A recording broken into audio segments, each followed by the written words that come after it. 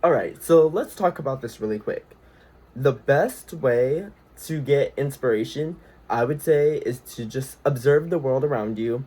Also, going to the bookstore and like looking at different titles of books, excuse me, can actually inspire you to come up with new titles, or you can use those titles because technically you can't copyright a title um because it is a universal idea.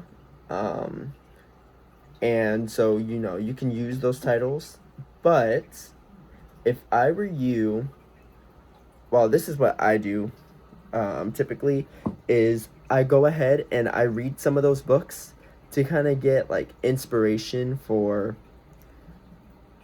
what I want the song, like what I want the story of the song to like truly encompass. um because there like have been a few books that have given me inspiration, but I didn't actually use like the exact idea that the author had. But it did spark a new idea that possibly the author could like use for a sequel of the book, or whatever the case may be. And I honestly feel like novels are one of the best ways to get new ideas, because sometimes you'll like literally be reading the book and something will pop out at you and you're like, wait a minute, that would actually be a fun title to work with. Also, another thing that you should invest in is a rhyming dictionary, because I have two.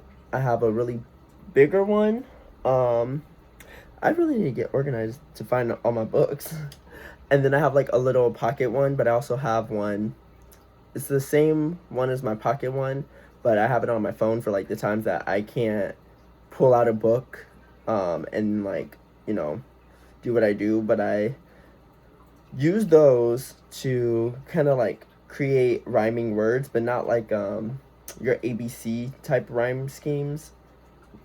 I normally try to focus on like the either the end of the word or the middle part of the word, so I can we'll get more into like prefixes, suffixes, and all that later. But if you like play on different words, like you can literally what's a prime example? um I fuck, I don't remember what it's called. But you basically, like, if you take the beginning of one sentence and you rhyme it with like two lines down, I forgot what kind of rhyming that's called, but that allows for you to have a more intricate thing and like kind of play on word effects, if you will. And it's like a really cool trick that I learned maybe like 6 months ago, where you're just like, you're not rhyming every single word or like words that are right next to each other, but you're rhyming like words at the beginning of a line to a word that's like two, three lines down, and it like automatically like psychologically it sparks that dopamine in you. It does, like. And let me slow down real quick. This is why I enjoy a lot of Taylor Swift's songs, especially from 1989, because she has a couple songs where she'll like do things like that, and you're like, ooh, I don't know why, but I liked that. And now I know why I liked it, is because my brain automatically was like picking up on something that I wasn't thinking too like deeply about, but my brain automatically like just enjoyed what she did. And another thing that I would highly recommend is learning how to use, various DAWs. Um, they do cost money, so I wouldn't be like willy nilly and just buy every single one, but you could do like trial periods. Um, for me, I use Logic Pro, and I just recently started using FL Studio, so I can have like different operating systems. So if I ever do like a collaboration with someone and they use like a specific DAW, um, I will have at least some knowledge in like various DAWs. Now, the one that I hear a lot of people use is like Pro Tools. I'm probably just gonna stick to FL and Logic for the time being, but like that is a very key component, is learning how to do like your own song arrangements. That way you're not always having to seek someone else's assistance, especially like when you're a beginner and you have an idea of what you want your music to look and sound like, but you don't fully trust other people with the process. This is a really good way for you to just build that relationship with music at large, is to learn the programs yourself and learning how you want the arrangements to go, and just taking away, like I was reading oh fuck, where is it?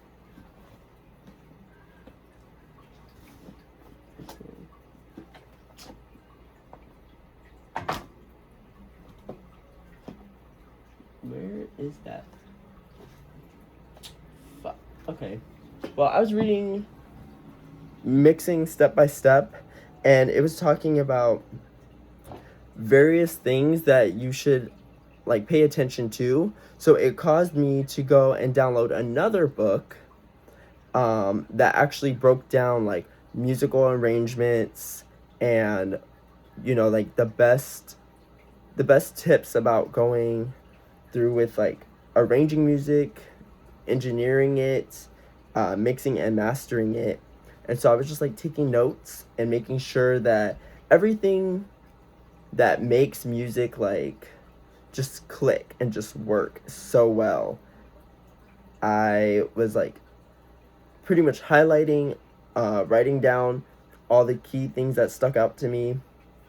And there were like a list of 5 things that you pretty much should always pay attention to, and arrangement being one of those. Because like if you arrange a song a specific way and it like just clashes, it could really break the project. So that's kind of like what I was doing, in addition to just like studying all the little nuances of rhyme schemes, using metaphors, but making metaphors like really just stick out, where it's like, that's a interesting metaphor that you decided to go with.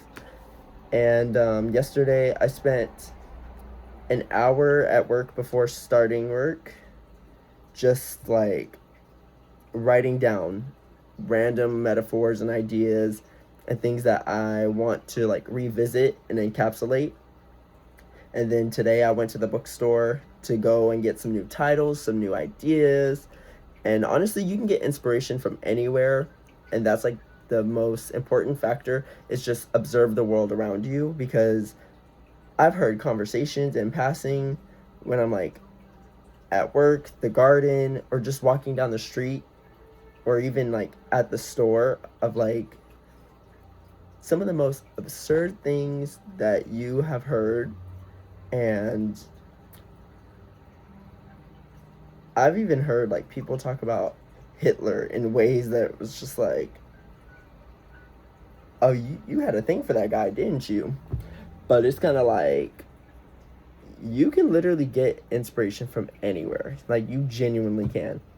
And my favorite thing about the songwriting aspect that I've come to enjoy is like the process of just like learning basically what you want and just how to execute it on your own. Like, that has been one of the most, I'll say, like relaxing things and just fulfilling things that I've experienced thus far. And I honestly can't wait to just dive full in. I'm going to straighten up my room, and do a few other things, and then later today I'm gonna sit down and spend like another hour just combing through various prompts and exercises that really get my brain to working so I can start to create some very interesting just like combinations. And I've been doing like voice memos of like various ideas that pop into my head. And honestly, it's just like a really incredible journey. And I'm so glad that I finally took the leap and made time for what I care about most, which is music, singing, songwriting, learning how to do arrangements, learning the nuances to mixing and mastering your own music. That way you don't have to wait until you get a team, and you can like honestly in the meantime while I'm like searching for the right vocal coach for me, this allows me to constantly keep my brain working and just like developing so I can find new ways to make, my showing and not telling much stronger, because that's something that I've been trying to like work on for a while, but each time I just felt deterred, I like would put it down.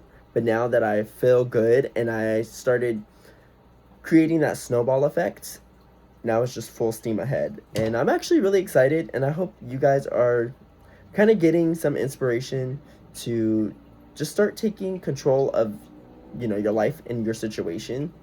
If you truly want to aspire to be like the next big artist, go full in. Because even with a part-time job, I'm making time like on my days off, because this is something that I truly care about and that I'm invested in. I make time. And even like yesterday, I was like tired. I took a quick nap and then I got right back to work with the music stuff. So that's just like the most important thing, is just making an effort to where you can actually apply yourself in the direction that you want to be in. Like, don't make excuses, just do it. It saves you a lot of heartache for when you're like, damn, like I really want to do it, but like I'm incapable. Because now you're capable, and once you figure that out, it saves you a lot of heartache of being like, damn, I wish I could, but I just can't. Once you discover that you can and you start to just do it, you feel like a brand new person. Like I feel so renewed, and I'm in a different headspace altogether, and it feels so good, like I admit. But I will keep you guys updated, and yeah, and just stick around for the journey and the process. And honestly, like even if you never come back, I still appreciate you taking the time to click on the video. And yeah, let's just get into this new year and just grind. Like, it doesn't even have to be hard, just do it.